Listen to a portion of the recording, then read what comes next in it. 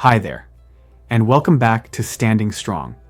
You did an amazing job in our first lesson learning about what peer pressure is. Today we're going to talk about where peer pressure shows up the most: schools and friendships. Let's be honest, friendships are a huge part of life, especially at your age. We all want to fit in. We want to have friends. We don't want to feel left out. And that's totally normal. But sometimes, wanting to fit in can make it really hard to say no when someone tries to pressure you into doing something you don't feel comfortable with. Peer pressure in schools and friendships can happen in two ways. Direct peer pressure. This is when someone says something right to you, like, "Come on, just do it once.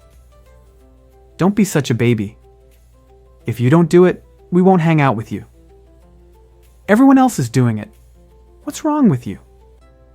When this happens, you might feel like you have to make a quick decision, and that can feel scary. Indirect peer pressure. This is sneakier. Nobody says anything directly, but you feel left out because everyone else is doing something you're not. You change your clothes or hobbies to match your friends. You pretend to like something just to fit in. You're nervous that saying no will make you lose your friends. Both types of peer pressure can make you feel uncomfortable, even if you don't realize it at first. But here's the good news.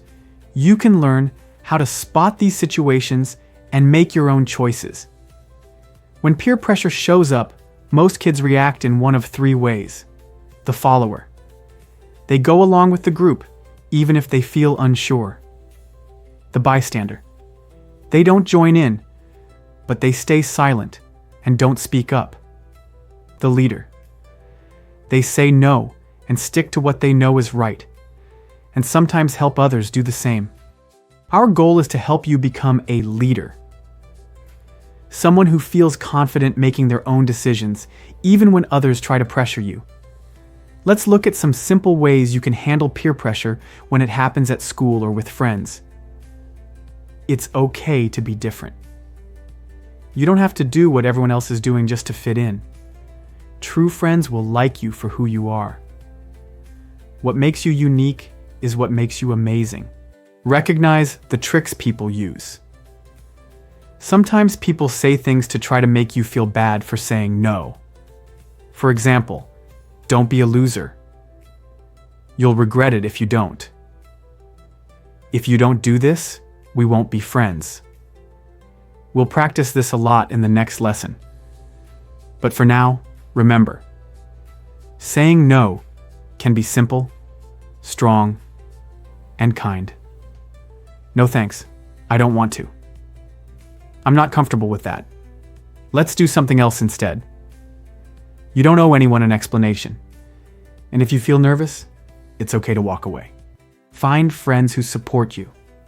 The best way to stay strong is to surround yourself with people who respect your choices, make you feel safe, encourage you to do what's right. Walk away when you need to. Sometimes, the best thing to do is simply leave. You don't need to stay in situations that make you feel uncomfortable or unsafe. Walking away isn't weak. It's brave. You are learning powerful skills. You know that peer pressure can happen in school and friendships. You know that you can say no and still have good friends. And you know that standing strong makes you a leader. In the next lesson, we'll talk about online peer pressure and how to stay safe on social media, in group chats, and online games. See you soon, and remember, you've got this.